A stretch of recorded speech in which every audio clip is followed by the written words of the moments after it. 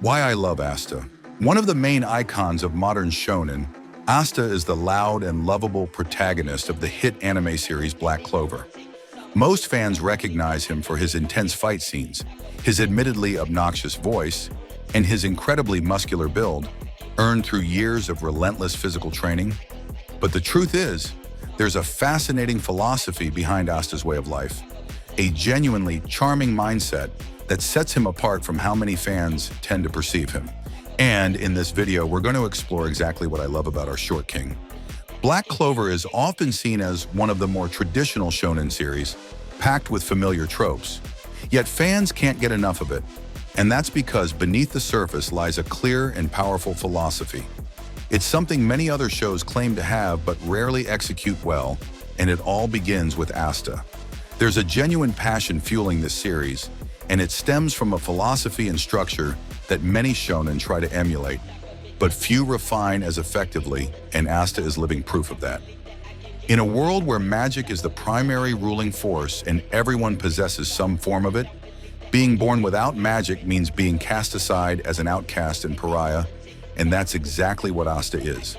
Yet despite this, there's no hatred for humanity, no deep resentment toward the world he lives in. In truth, Asta was always a strange kid, even without considering his lack of magic.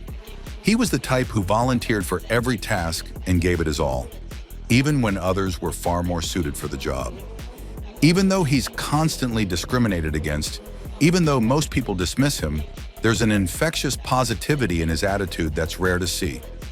I mean, sure, there are characters like Luffy, who are always cheerful, and Naruto, another outcast, though he often lashes out against the world that mistreats him.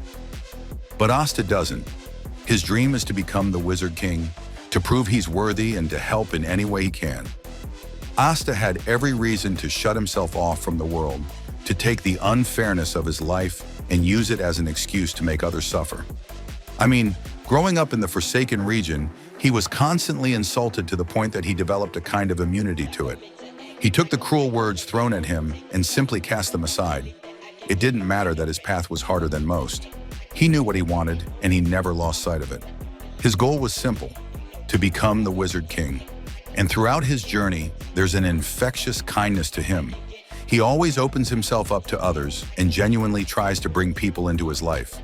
But why? Why is he so kind despite everything stacked against him? Because Asta embodies the core theme of Black Clover. Life is better when you're not alone. His outgoing personality naturally draws people in. They're initially caught off guard by his oddball, hyperactive nature. But what truly captures them is his unshakable will and relentless determination, which impress even the most skeptical. Take his first encounter with Yami, for example. Asta was almost guaranteed not to be accepted into the Magic Knights. Yet his attitude fascinated Yami, the captain of the Black Bulls, and that one spark of interest brought Asta into the fold, putting him one step closer to his dream. And that brings us to another key part of Asta's story. He was never really alone.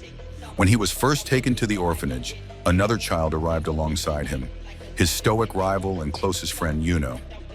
See, Asta's relationship with Yuno is important in the story, but it's also crucial when talking about Asta's character.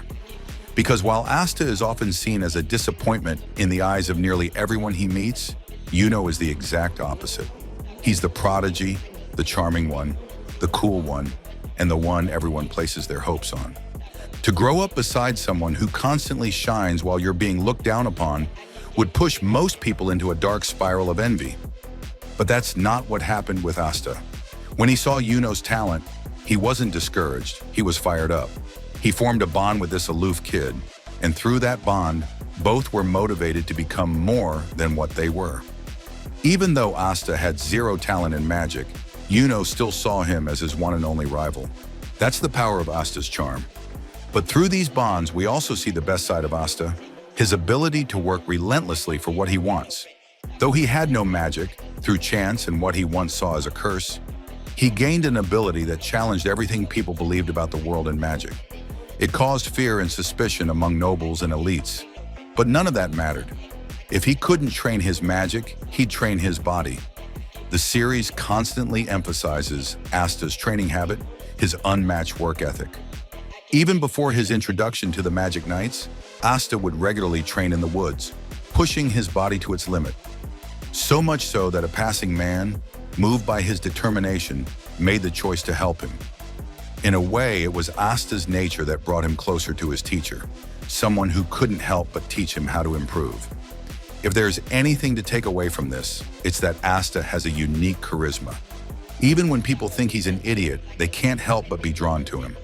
Moreover, Asta's lack of magical talent is exactly what allows him to connect with other members of society who don't fit the ideal image of a wizard. Take Noelle, for instance, the proud noblewoman who was placed in the misfit squad despite her remarkable mana, simply because she couldn't control it. It was Asta who made the effort to truly bond with her, to empathize and understand her struggles. And through that connection, he encouraged her until she gradually began mastering her magic. This isn't about Asta being the one guy who fixes everything. It's about a mutual relationship. Asta builds bonds with people like Noelle, and in turn naturally receives help, not out of obligation, but because both genuinely want to see each other succeed. It shows the kind of Wizard King Asta aspires to be, one who leads through connection and relentless effort. You see it in his transformation, from a scrawny orphan to a man of rippling muscle, a living testament to his grind and determination. You see it in his contributions to the Clover Kingdom, where even captains, high-ranking officials, and the Wizard King himself acknowledge his work.